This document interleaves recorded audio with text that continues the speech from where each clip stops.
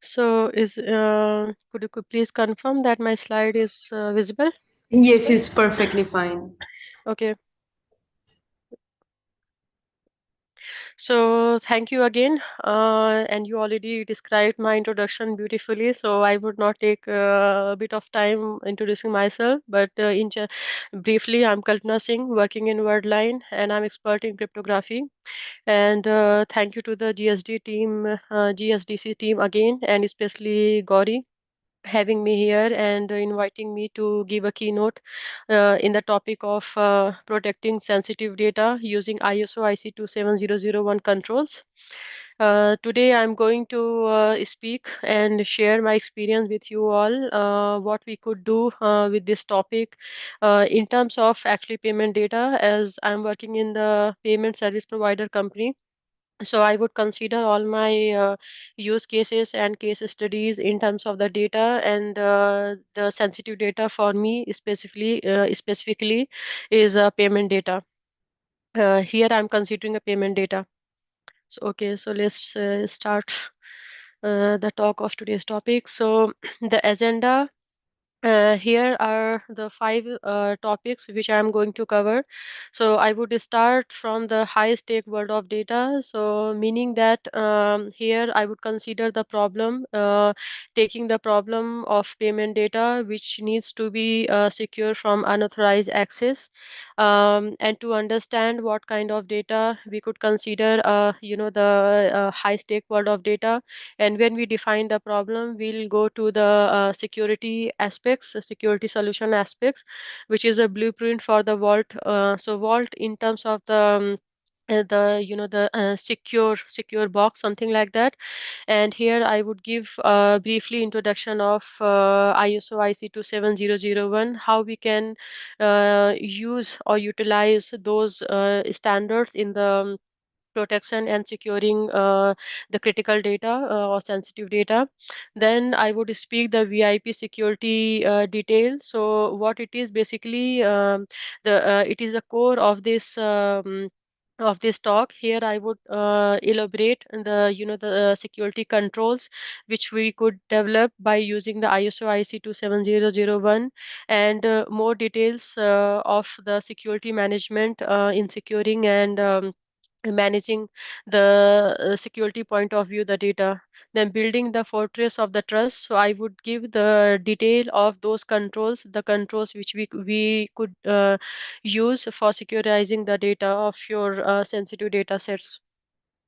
Then some key takeaways from this presentation, and after that some questions and answer. I would be happy to answer of your questions if you would have any.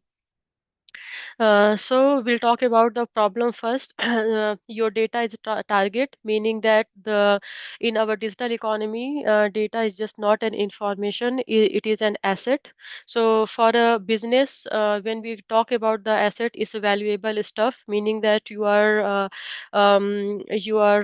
having your business on those particular informations. And for the cyber criminals these days, it is kind of the business or agency, they have all the controls, all the security measures to track your data when it is stored or when it is in transit mode. And so we need to keep our data secure from these unauthorized behavior and malicious parties, and you can think that these days we are manage how we manage the data. So what we do, we store our data in a cloud, and these days people are working remotely a lot. So we keep open our access to unauthorized behavior. We are using secured secure software and so on, but still they are keeping door open for the malicious parties.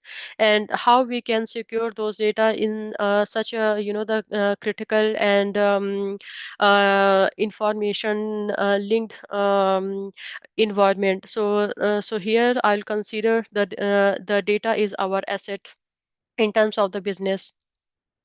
Then if you consider like what will happen if your data is has been breached, so what we could happen.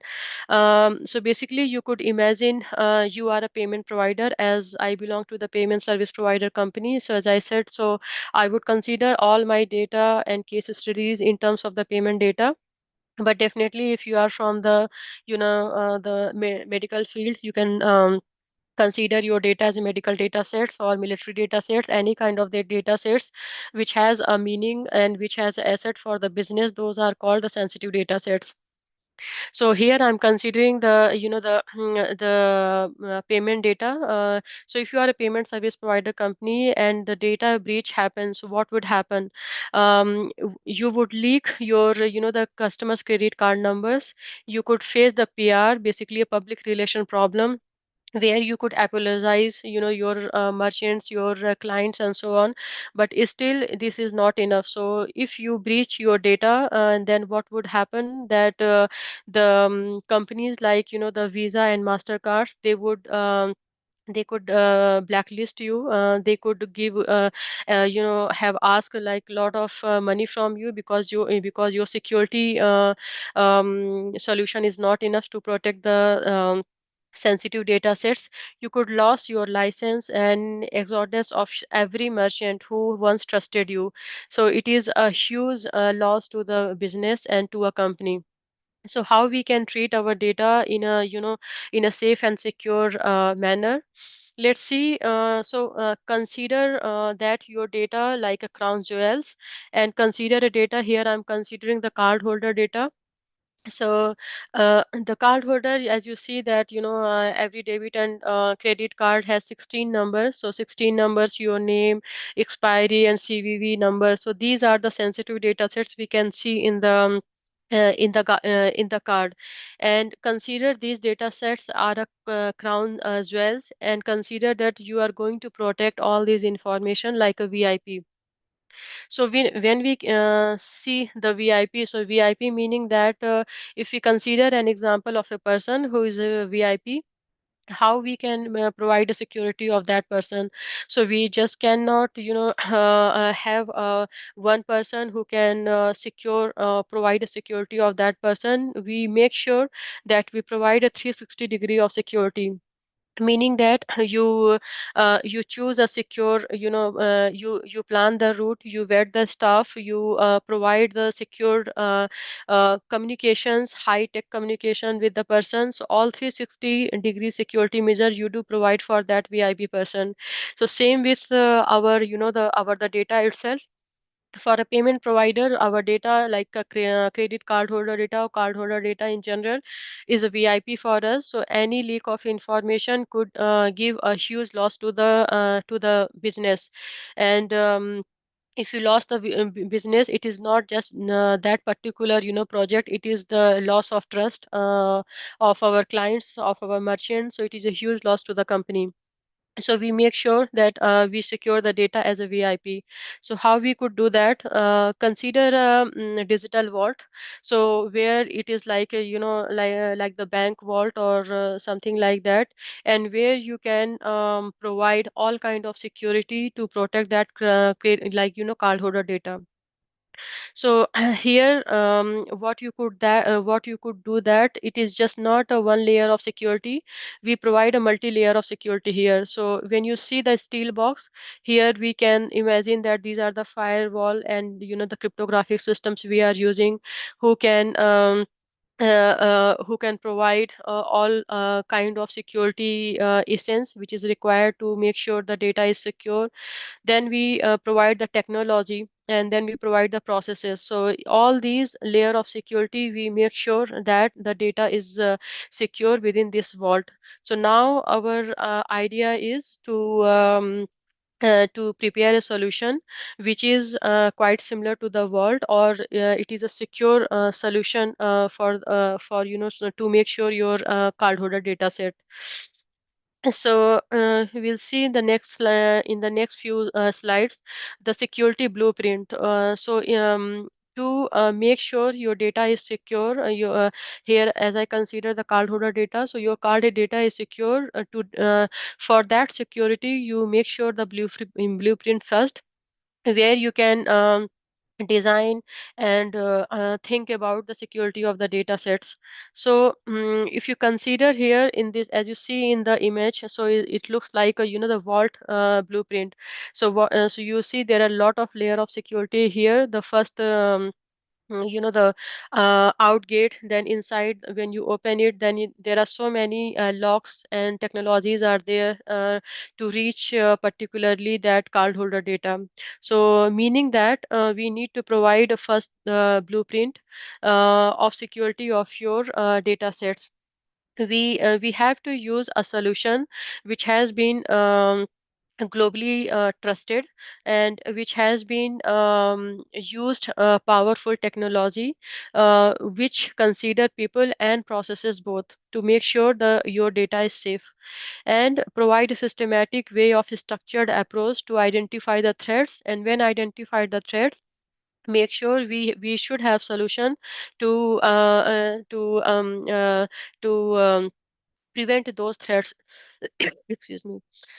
So we'll see that what kind of solution we could use to build this kind of vault. To so this type of problem we have. So the solution is ISO IEC 27001. It is an information security management system, and it has been recognized globally. It has the process of, which consist people, processes, along with the technological control. Excuse me.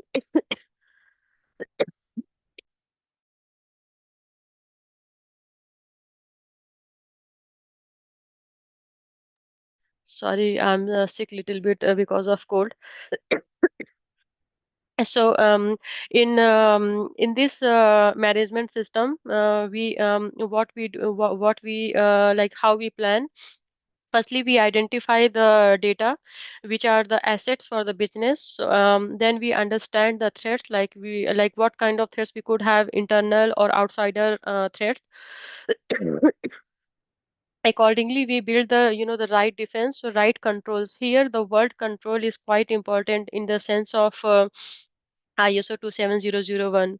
This is one of the important terms. I could say that here is controls. Then continuously check for the weakness and improve, meaning that when you find some malicious behavior, you provide a solution. And how you could provide a solution? By utilizing the controls. I would explain in my coming slides what kind of controls we could use and how to use it to make sure your data is secure. And then when you identify the problem, you provide a solution, but your job is not done here. Again, you continuously check, like whenever you identify the problem, you have to provide a solution. And all these measurement has been done with the ISO 27001, and that's why uh, it is one of the considered security management system we have when we talk about, the data security in higher level. Then so yeah, so as I was saying, that controls, so those controls are measured within the toolbox. So inside we find the official toolbox in ISO. Think like in ISO sense, think like master carpenter toolbox, which has all fully stocked tools, and these tools have not been used all the problems. So according to the problem, we utilize the tools, and it is quite and very important in the sense of ISO 27001. So we have, for example, 93 tools here, and if we have like a problem in your door, then you use different tools. If you have problem in your some other stuff, you use different tools. According to the problem, you utilize the tool. So the same goes with the ISO 27001 security management system. So when your data, when you identify the, the security issues, like insider attacks, outsider attacks, the problem in the communication, and the or the problem with the data, like encryption, like the technology or the cryptographic protocols, according to the problem, you identify the solution from seeing the 93 controls. So the crucial point is, and again I'm saying that we do not need to use all the controls, we have to use those controls and according to the defined problem. And and it is actually a quite smart, targeted, and efficient solution to the problem which we identified in in the in the security measures. So the first and most important step is data classification. So as we have seen, we have 93 tools in our in our toolbox, so which we used according to the problem. So firstly we classify the data. So when we classify the data, we classify, like for example, three categories we could see that. So the first one is public. So when the data is like a simple process or simple materials which can be used for the public, so to secure those type of data, we have different security measurements. When we have the internal company data, like if for the employees, our security measures are different. When we have confidential data like credit or maybe card holder data sets, then these are the highly confidential data, and for those, security controls are definitely would be quite different. So according to the data, we have different security measures, and for the different security measures, we could opt the the controls from 93 controls according to the defined classified data sets. We see the the security details here. I'm going to talk about the four specialties. These are quite important because as we have seen 93 controls, and it is not easy to just remember all 93 controls, and when you see the data, okay, these are the problem, this control would go with this defined problem. It is not easy, and it is highly chaos for a person who is going to see the solution by identifying the problem. So what we can do, we can divide all these 93 controls into four parts: the plan, the fortress, the team, and the gear. So in the plan, what we can see that this is basically organizational control. So here people would have defined the rules and policies for the data. For example, when we have key to secure the data, who is responsible for the key, at what time, who can share that, like the person whom to share the key. If the person is not available, the other person. So basically the management point of view, all the organizational control would be the part of the plan. In the second point is the team. So is people control, and is our first line of defense, who see the problem, who identify the problem, and we provide the high level of trainings for those people to understand the problem according to the issues or defined security measures. Then we have fortress or physical control. So here our secure data center, our secure data centers, or the 24 hours surveillance. If there is some kind of downloading of your data, or something would happen in terms of the physical sense, then we have fortress, and all those controls which is related to the physical would come here. Then we have the last one, technological control. So here the cryptographic algorithm, or the technological like firewalls, all these technological would come in the gear part. So we have four specialists, and then each and every specialist has defined controls of 93. So now we identified the problem. We classified the data. We see the 93 controls from Annex A, and then we have four specialists in which we can define the 93 controls, and according to that would be easier to choose the solution according to the defined problem. Then we'll see the details of these four specialists in the payment data. So the first is the plan, organizational control. So here, as I have seen or I have been said that the here we identify the roles and strategies of the policy. So let's deep down a bit more into this. So here we'll talk about who is the in charge of the security. So head of security. Then before that, then after that, you would go with the the product manager, then project manager, then the employee, and so on. So these are the hierarchy and all these management. And the access of the keys and so on, that would be defined here. Roles and responsibility in terms of the organizational control. So we define all these here, and to understand more clearly, we can think about an example. So it is quite old example. It is a two-person role.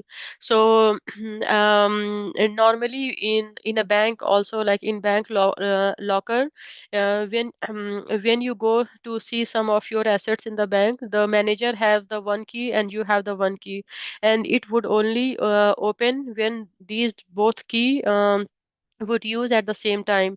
So it doesn't matter if one person has higher level of authority, or very experienced person cannot open the gate without the second key. So the same rule we like in the payment provider or highly secure organizational use this type of solution to make sure that the rules and policies which has been defined within the organizational control, that would be smoothly happen. And this type of measures has been identified in the in the roles and policies. This is one of the example, but yeah, we in organizational control there are many controls we do to make sure that the rules and policy should be checked at every turn. Then we have the second specialty. We have the team people control. So here, people control like us. We are the first defense line for the security for our product. So before hire, the employer would check all the background of ourselves, and the so all the necessary background, and mainly related with the payment, and all the technical information he would like the employer would check. So when it is done, then in the phase of the team or people's control, the person or the team who is in charge of that particular the data security challenge provide a security awareness training as well. So it is intense and specific training to make sure that if someone or your customer is giving all the all the details on the phone, so you cannot write it down in plain paper. Secure coding practices to prevent unauthorized access, and you do not leave your laptop like that. You have to accept the security measures and follow carefully. So okay, so in this sense of the people control, we can consider an example of the people who left the company. So what we do, when a team member leaves, the offboarding process is quite critical, and we make sure that the access management of the employee who is leaving be done like automatically and instantly. If it is related to the payment environment, all the access would be revoked instantly. And another control, we follow the the non-disclosure agreement, NDA. So whenever we have some data which is important or confidentially, we normally sign the NDA to make sure the data would be treated in a secure way. Then we have the third specialty, the fortress of physical control. So when we think about the physical control, it is the vault itself. The complete vault is the secure area. So where we have the guards and cameras, so physical monitoring, and then we don't leave anything in a clear format, and destroying the evidence like secure disposal. So meaning that we make sure our when our data is has been stored, it should be the secure data storage. It should be surveillance 24 hours, so we can see when a person who is in charge of seeing the data or having some issue with the data, so when he is or she is going, what they are doing, which kind of measurement they are taking, every all the details. And when the project is done, we store the data in a hard disk. When it is done, we simply do not erase it. We completely destroy the the hard disk to make sure to make sure the security of the data. And according to the standards also is mandatory. So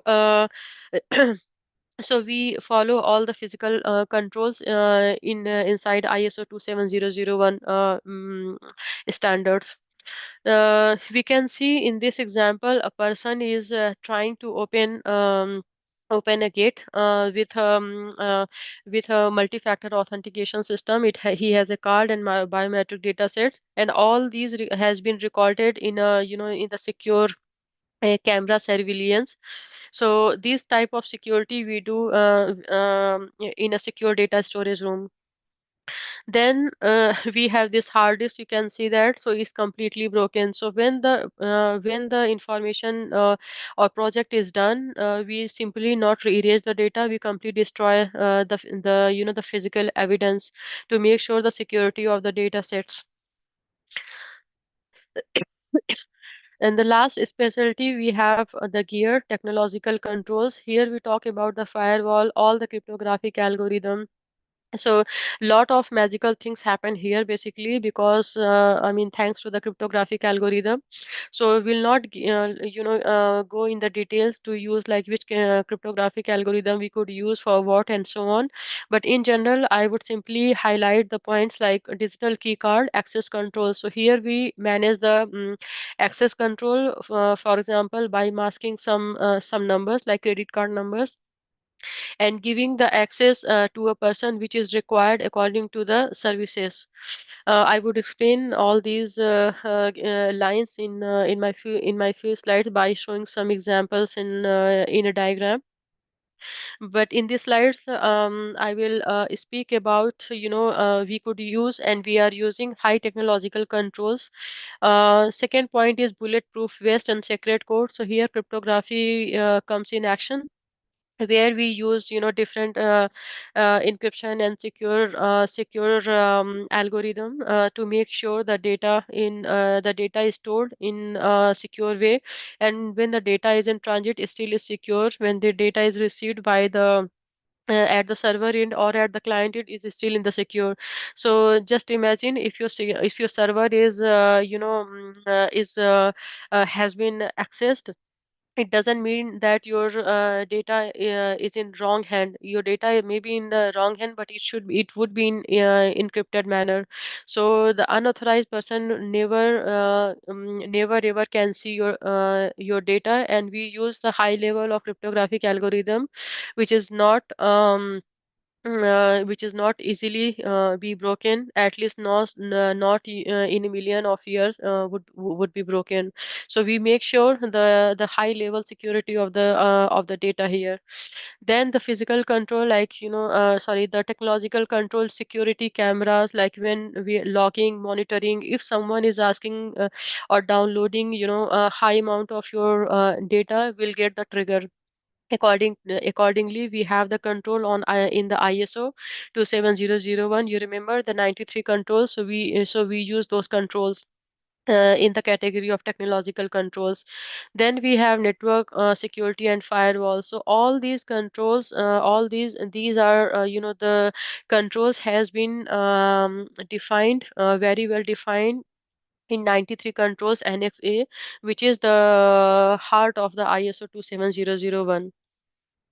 So we can see the example here, like what kind of the technological controls we could use. So as I have said, that the access control. So when customer is asking to solve some problems of by seeing the cardholder data, so according to the problem, we have we have the services and access of those data. If the service provider or service person needs to see only last four digit of your data and can solve your problem, so the person would have the least privilege to see your data, and we call it principle of least privilege. uh, so these type of security measure we use by using the cryptographic algorithm.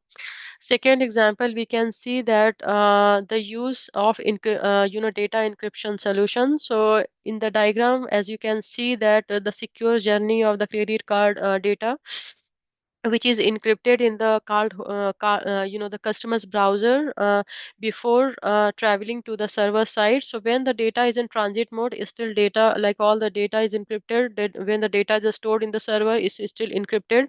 So thanks to the cryptographic algorithm for the technological controls.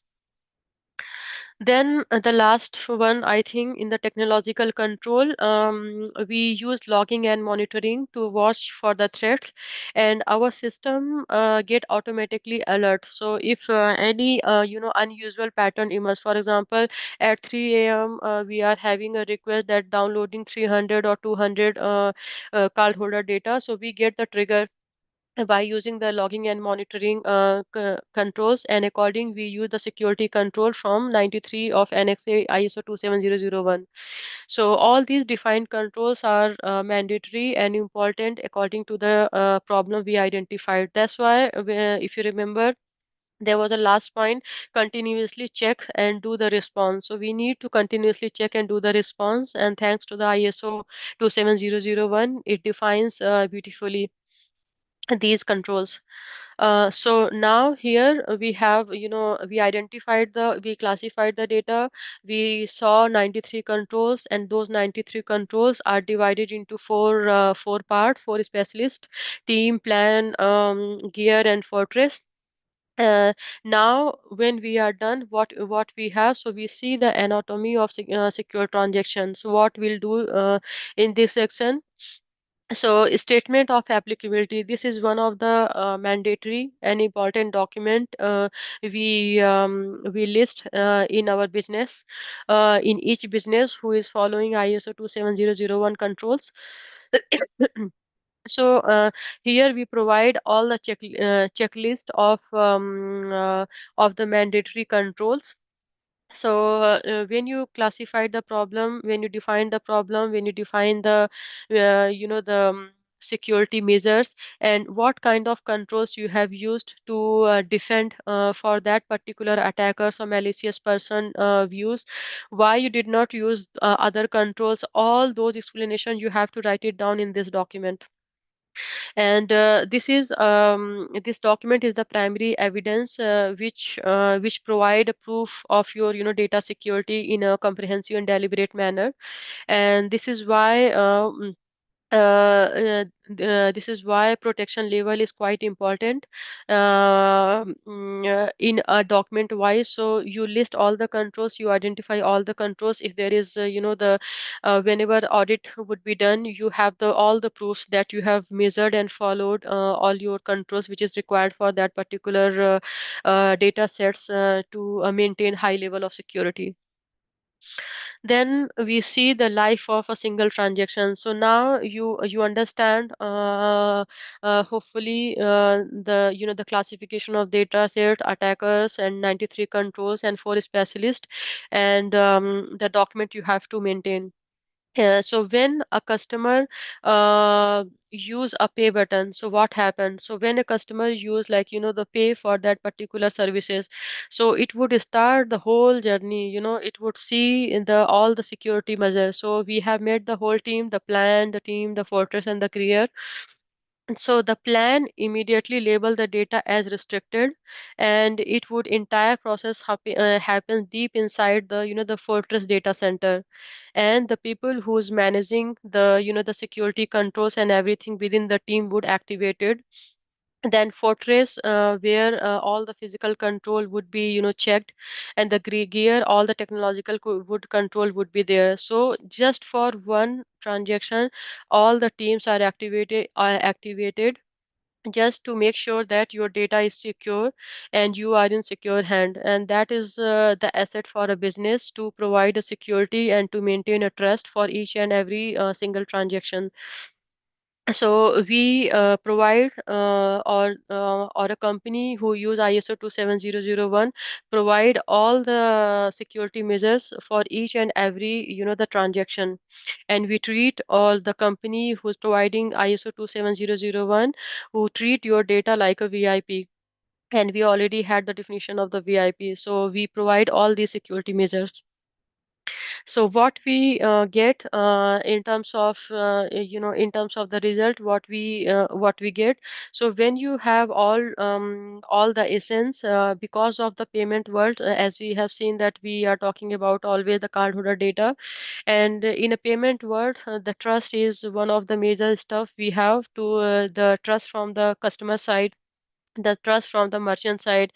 And we build the trust by each and every processes, and provide the merchant with the confidence to do the business. And customer peace of mind, security is just not a feature, it is a core value for a business who is dealing with the like the sensitive data sets. So I think we have covered the major part of the ISO 27001, which is important to make sure your data is safe and secure in highly manner. So I will summarize my keynote, what we have seen till now.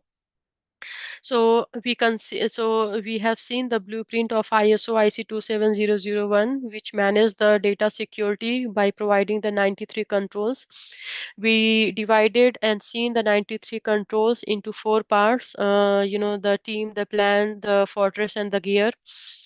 And when we have all these studied, we apply in our single or each and every single transactions to earn the trust. So the trust is a core value for a business, and we achieved by the utilization of ISO 27001. And by doing this, we can make sure our data is in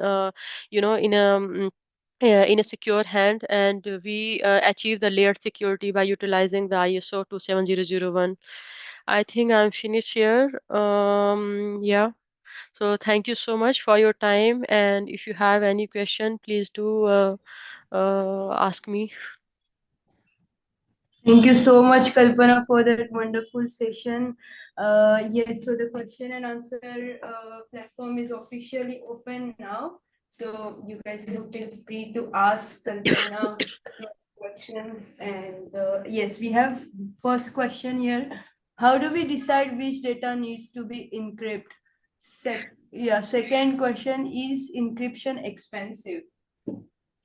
So yeah, so as so I would go with the first question. So how you identify um so basically when you see the problem, that you get the insider attacks or outsider attacks, or your data is visible in a original, like anyone can see the data. So here definitely you need to improve your the encryption method. So all the encryption methods are not expensive.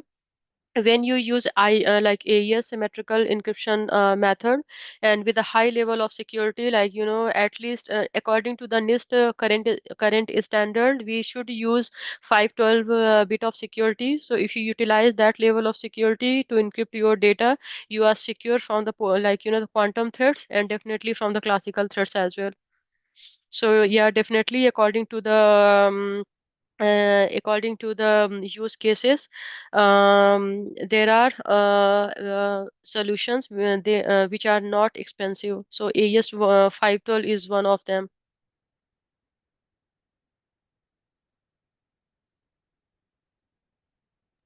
Thank you so much. And Raj said there is a well-known incident where the core systems were compromised of a casino where they Can you included. please can you please slow down, Gauri? Like yeah, you are going too fast. Okay. Yeah. The Raj says that there is a well-known incident where the core systems were compromised of a casino where they intruded through the IoT device cameras. Also, the resource constrained devices have limited security embedded into them. Yeah. So yeah. So the question is, we have this issue, and why this issue happened, and what kind of security measure we could take, right?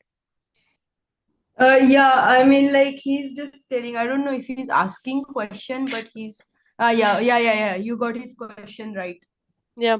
So if you see this IoT related issue, so it would come into two specialists. The last two one, the Fortress and the Gear one, in the sense of ISO 27001. So where we go to check the 93 controls, where it has explained the physical controls and the technological controls, and of those, the controls, and manage or develop in your product to yeah.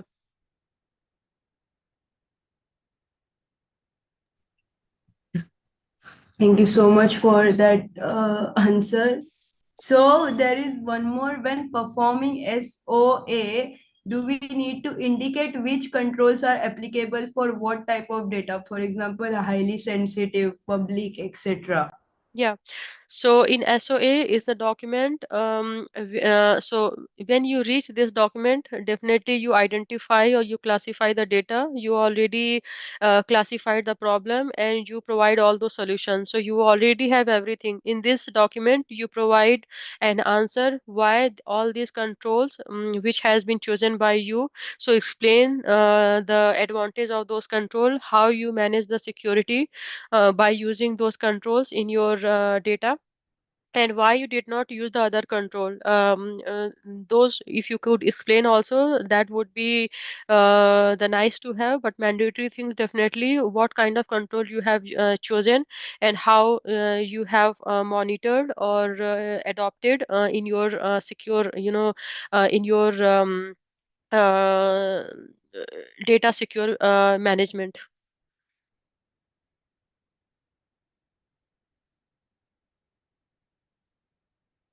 Thank you so much, Kalpana. There is one more question. Are there any mandatory controls to be adopted by external audit?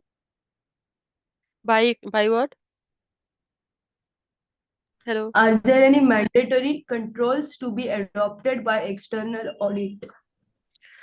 Um, so there are some, like, I think there are some basic controls are there, which is mandatory for each security, for each data security. Like, encryption, like, to achieve confidentiality, we should have some encryption algorithm. If for integrity, we should have some data signature algorithm. To make sure availability, we have, those controls also. So there are some.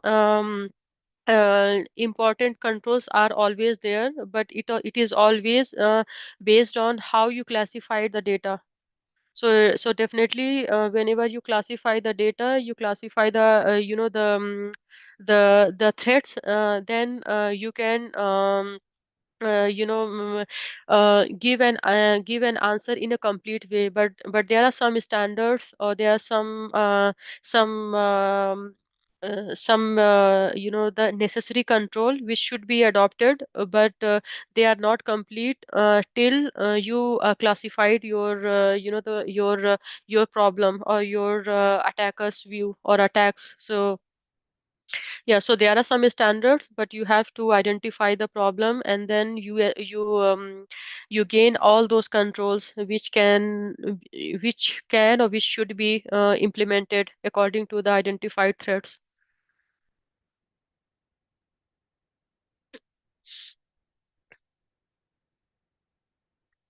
Thank you so much. If you have any more questions, you can feel free to ask.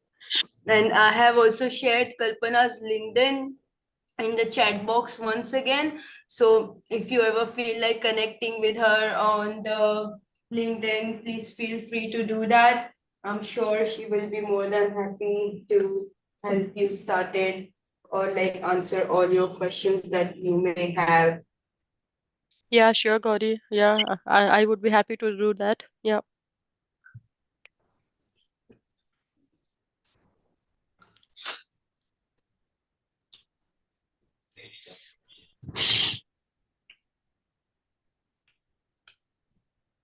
Yes, one more questions. Yep. When we give the complete card details to call center, how is the information protected? So when you, sorry, could you please repeat that? When you when we give the complete card details to the call center, how is that information protected? So you don't give the card details in a plain text manner, right? You cannot do that if you are following the ISO 27001 um, standards. You cannot do that. So one of my slide I have mentioned that when we have kind of issue, we share least information, right? Maybe in this example you can say that, so we share the least information, the last four digit. So by seeing that, the service person can solve all your necessary issues. So always data in, in the mask data or in the encrypted data. So we never share information in any cost, the the in a plain text manner. That is itself breach of your, the data security. So it would never happen when we follow the ISO 27001 security measures. Thank you so much, Kalpana. And there is last Welcome. question that we can take. How can organizations enforce controls on sensitive data without hindering employee productivity? Please repeat again. How can organizations enforce controls on sensitive data without hindering employee productivity? So, so these are two related sense I could think. So employee productivity is already measured in the second specialist here. So the team, so where company already providing all the trainings which is required to manage those high level, those high security level of the data. So we already invest a lot in make sure that the productivity of an employee would never be hindered or would never be obsolete. um, the second is like how we manage, so which is again the part of the ISO standards. So we provide the organizational control in the first specialist, where we say that organizational control, where we define the rules and policies for the data.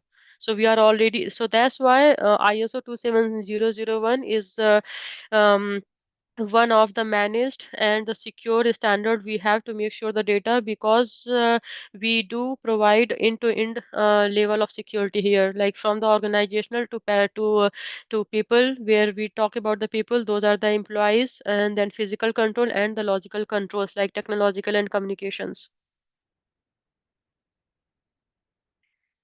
Thank you so much, Kalpana. Welcome. And I hope everyone had a wonderful time to just get insights from Kalpana. Kalpana, we would be delighted to invite you again in one of these sessions Thank you because so much, I'm Gauri. sure whatever that you offered was like, very amazing things of everything related to the ISO. So thank you so much for making this session very memorable one. And yes, before I go, I have few announcements to make, so I'll just quickly do that.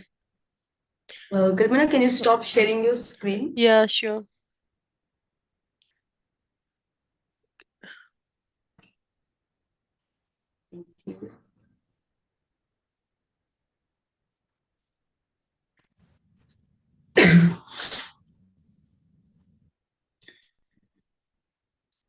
I hope my screen is visible now.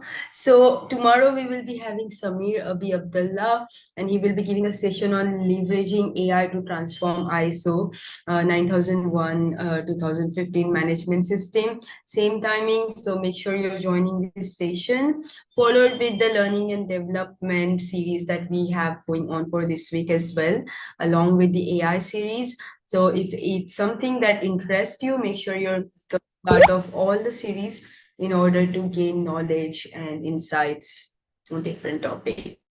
If you would like to opt for the certificate for today's session, you can visit gsdccouncil.org and you're getting a 20% discount for that. And it's exclusively for the attendees who have joined today's session. So make sure you're making most of it.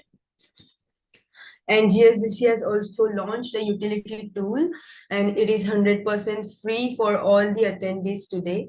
And all you have to do is use the code AUG100 and you're good to go from there.